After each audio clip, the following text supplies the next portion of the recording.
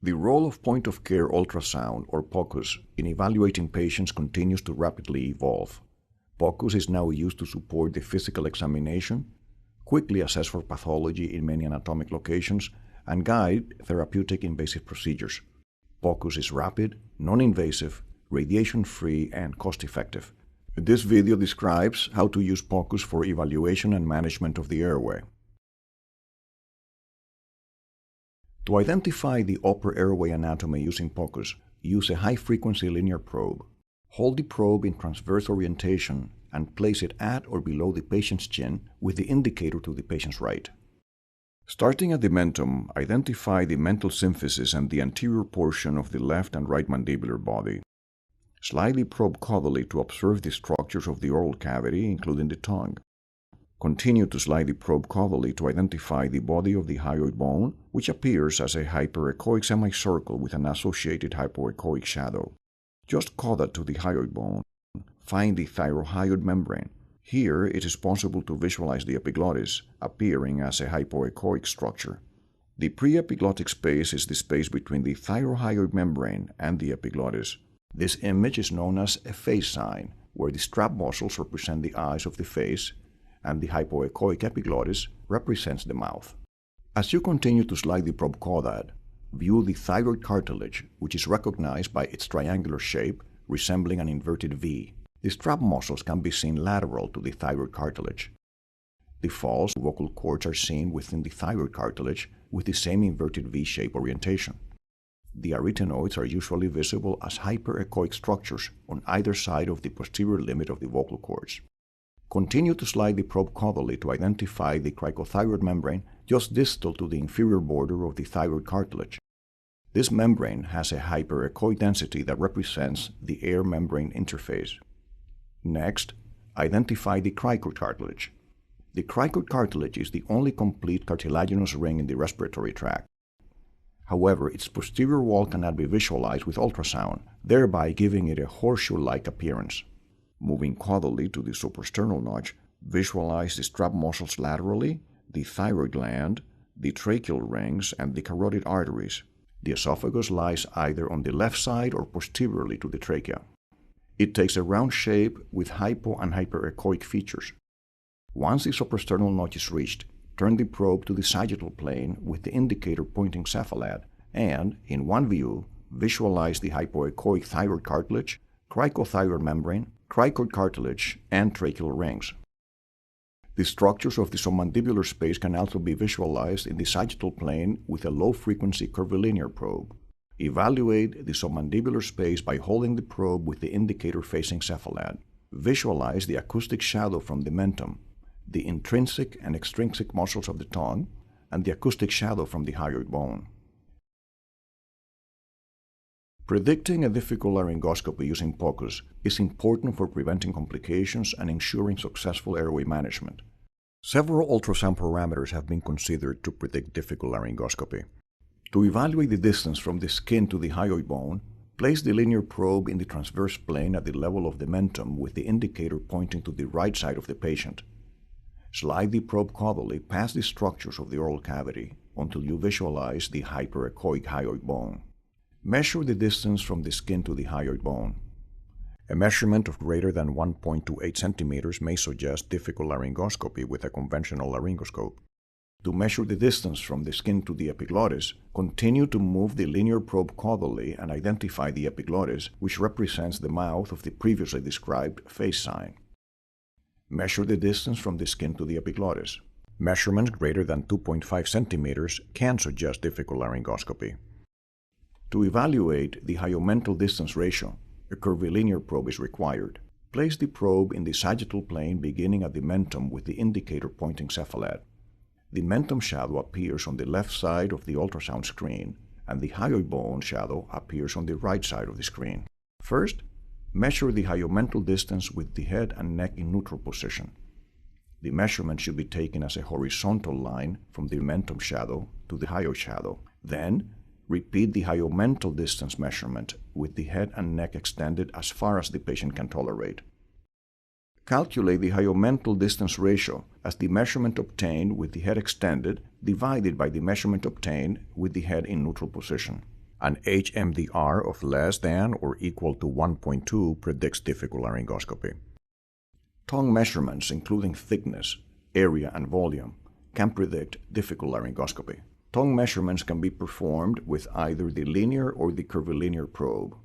Place the probe in the sagittal plane, centering the image of the tongue on the screen.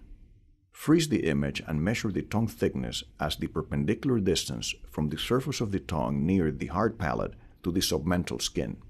A thickness of greater than 6.1 centimeters may imply difficult laryngoscopy. Use the same approach to measure the tongue cross-sectional area. Obtain a centered image of the tongue on the screen and freeze the image. Trace the outer border of the tongue. A cross-sectional area of greater than roughly 23 centimeters squared can suggest difficult laryngoscopy. Tongue width is measured using the curvilinear probe in the transverse plane. The measurement is performed at the midsection of the tongue as the distance between the most distant points. This parameter is not relevant on its own, but is needed to calculate tongue volume, which is equal to the tongue's cross-sectional area multiplied by its width. Tongue volume calculated to be greater than approximately 121 centimeters cubed may indicate difficult laryngoscopy. Estimating proper endotracheal tube size is critical, especially for pediatric patients. The smallest diameter of the airway corresponds to the diameter of the cricoid cartilage. To determine this measurement, place the linear probe in the transverse plane at the level of the cricoid cartilage. Measure the transverse diameter of the air column. This measurement allows you to choose the proper endotracheal tube size based on the outer diameter of the endotracheal tube. For example, if the transverse diameter of the air column measures 8 millimeters, an endotracheal tube with an outer diameter of less than 8 millimeters is indicated. The confirmation of endotracheal tube placement within the trachea can be performed by direct ultrasound visualization, either in real time or after the intubation attempt. Place a linear probe in the transverse plane at the suprasternal notch. Here, the esophagus should be on the left side of the trachea. It is important to see both trachea and esophagus in the same image so that the structures are visualized simultaneously and examined for the presence of the endotracheal tube. An intubated trachea is recognized by the presence of two hyperechoic lines that represent the inner and outer surface of the anterior portion of the endotracheal tube. Turning the probe in the sagittal or parasagittal plane allows identification of the endotracheal tube by the presence of two hyperechoic lines spanning the length of the visible trachea. The endotracheal tube cuff appears as an aerated structure characterized by multiple A lines which, if correctly positioned, are visualized within the first three tracheal rings. The tracheal rings appear as oval structures with a hypoechoic pattern. In an esophageal intubation, the esophagus acquires a dilated and circular shape with a double hyperechoic line representing the endotracheal tube. In this instance, the esophagus resembles a second trachea, which has been referred to as the double trachea sign. Emergency front-of-neck access, including cricothyroidotomy and tracheotomy, is a rare but life-saving procedure to oxygenate and ventilate patients with a failed airway. This can be challenging to perform using landmark techniques and digital palpation, especially in patients with indistinguishable neck anatomy. Airway ultrasound can be used to guide these procedures with enhanced accuracy, higher success rates, and lower complication rates.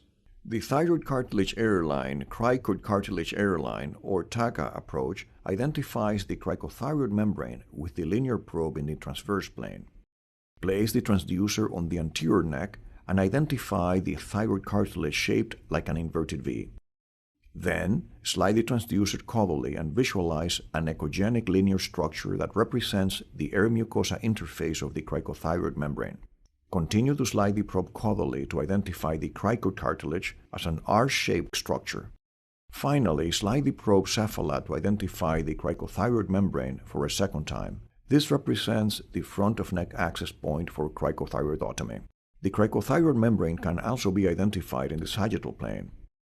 Place the linear probe on the anterior neck above the suprasternal notch in the sagittal plane with the indicator pointing cephalad. Identify the tracheal rings as a string of pearls. In some patients, the airway is not in the midline of the patient, and thus the course of the airway in the sagittal plane must be identified first. Slide the probe cephalad to simultaneously visualize the thyroid cartilage, cricothyroid membrane, cricoid cartilage, and tracheal rings. Center the cricothyroid membrane on the screen. Place an indicator under the ultrasound probe on the skin and position it at the level of the cricothyroid membrane. Use the indicator to mark the cricothyroid membrane on the skin. This indicates the correct place to perform a cricothyroidotomy. POCUS is a valuable tool for airway evaluation and management. It can be used to assess airway anatomy, predict difficult airways, confirm endotracheal intubation, and guide cricothyroidotomy. POCUS is non-invasive, portable, and readily available, making it ideal for use in emergency and critical care settings. POCUS education and training can improve patient safety and outcomes in airway management.